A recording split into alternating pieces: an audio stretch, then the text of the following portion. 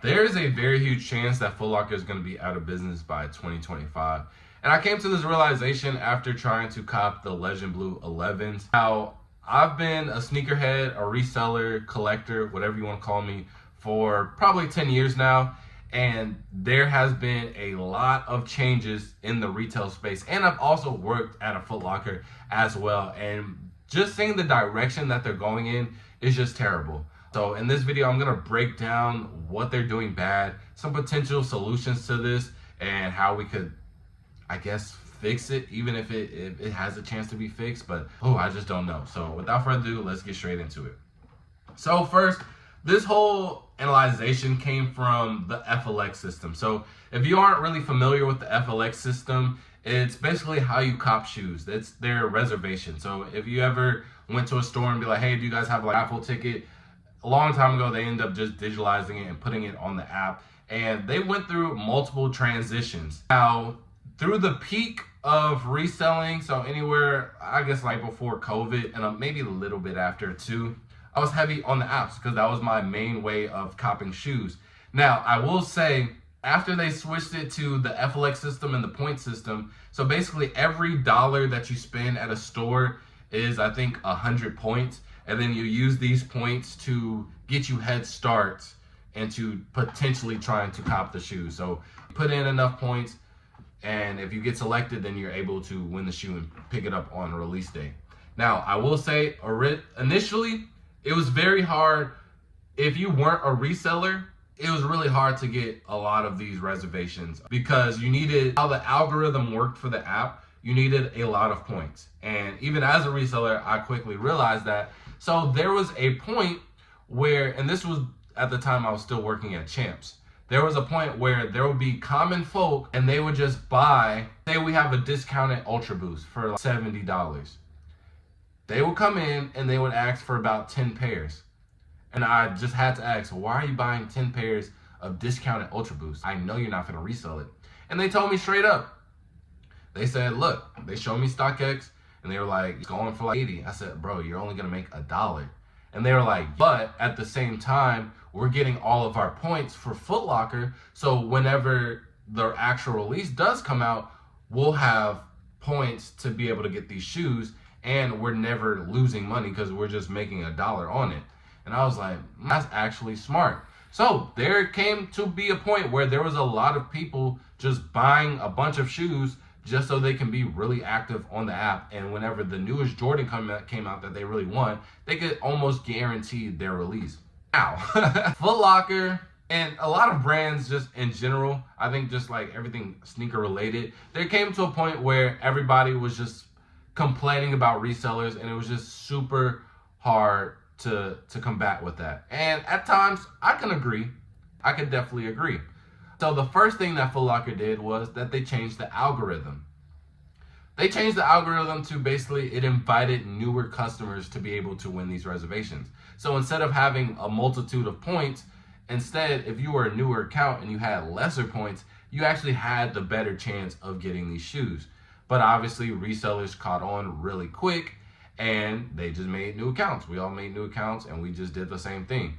But you also have to realize that resellers, this way, we always have the advantage because we're selling our shoes versus the more common folk who's not reselling and they're just buying it to keep.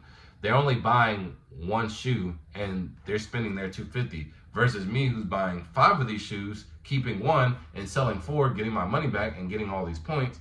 So you can already see how it's kind of unbalanced. And now this is where they took me out the game. They came to a point where they just said, all right, if you're not spending X amount of points in this time frame, we're just gonna basically erase your whole account.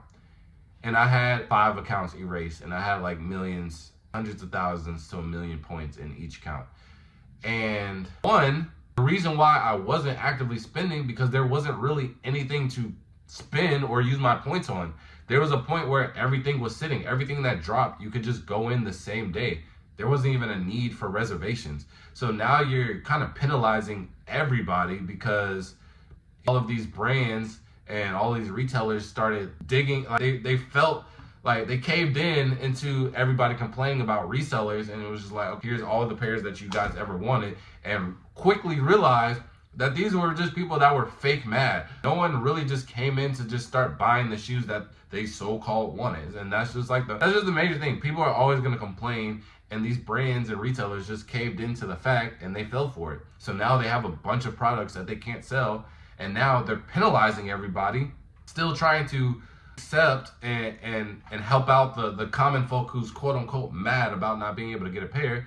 But now that they've tried to satisfy everybody, now no one's satisfied, because now we're at the point where it's extremely hard to maintain points. Because you also got to think about it. The regular customer, they're only buying a handful of shoes a year or a month. So if I'm only buying like 3 shoes a year, I'm getting penalized too and having my points erased because you guys don't know how to properly combat resellers. And it's not that hard. There's definitely there's a lot of systems to quote unquote like neutralize us or at least calm it down a little bit.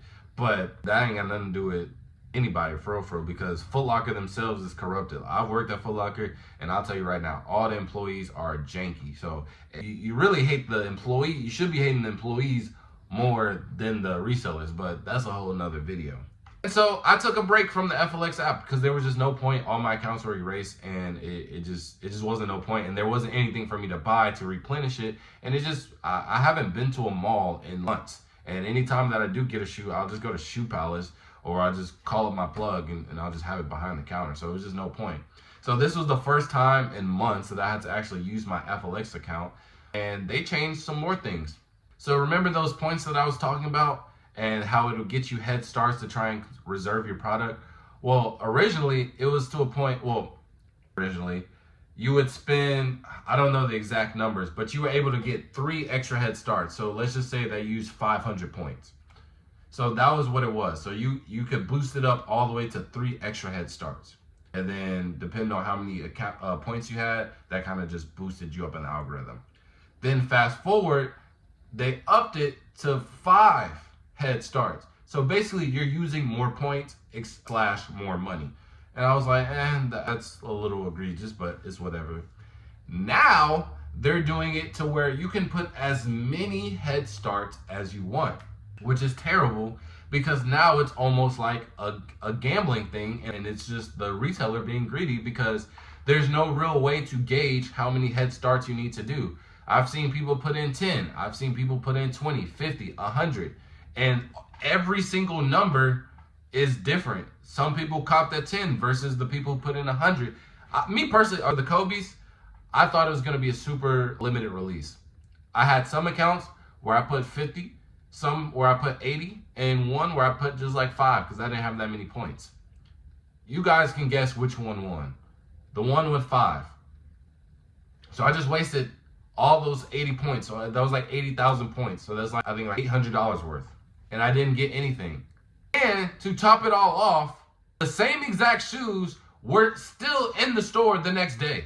So what are we doing? So now you're making it a gambling game, and a game to where you're forcing me to get all of these points, and I'm not really getting rewarded by it anyways. And also with the FLX system, there are a lot of perks that they took away because, again, they thought that the resellers were taking advantage of it and too many people were complaining. But when I went to go pick up my Legend Blue 11s, and also with that, I used points to reserve it, and I didn't even need to because they were just sitting in the store. So it was no point. But anyways, this was the first time that I've ever seen them promote the FLX system. The FLX system has been out for multiple years, about 5 years now, probably more than that.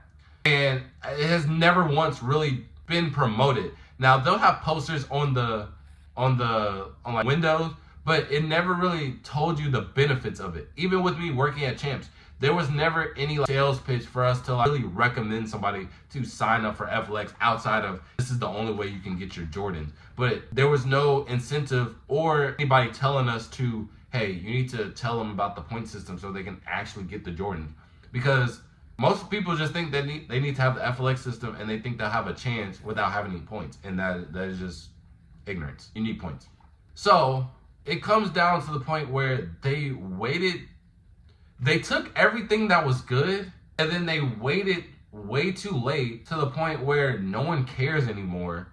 And it's really hard to bring everybody that you dropped off by being greedy and taking away everything that was good about the company. And now you're trying to bring it back. I feel like now it's just like the only people that are still gonna benefit it is the resellers. So y'all did all this just for the resellers to still benefit. It just doesn't make sense whatsoever. And I truly do think that this is gonna be Foot Locker's downfall. It's already a bad space for brick and mortars. The mall atmosphere is dying out. No, none of the kids are really going to malls anymore. Everything is online. TikTok Shop, Shein. There's just so many different avenues online where you can just get stuff cheaper to the point where it literally doesn't make sense to go to malls anymore. Online is the thing. So even back in the day when we were going to the mall to try and find girls and shoot our shots, there's no point. You can do that all online at a high rate too. A super high rate. So I just truly think that Foot Locker was extremely greedy, and they waited way too late to just keep the same thing that they should have been doing the whole time. Them caving in to all the complaints of resellers was their downfall. And I truly think, and we're already seeing it, right? Foot Action has closed down. Obviously, like Lady Foot Locker, 602, all of those have closed down. They're all owned by Foot Locker. Champs, they're trying to turn Champs into running and athletic wear only, and then having it to where like Foot Locker is the only one in the company that's focused on streetwear, but like sneakers. And so it's just going downhill. And then obviously like Foot Locker, they're just negative in their sales. So I don't see how much longer they could do with this. So let me know what you guys think about Foot Locker and everything. When was the last time you've even been to the mall, let alone Foot Locker? So let me know your opinions on this. And with that being said, I'll see y'all in the next video. Peace.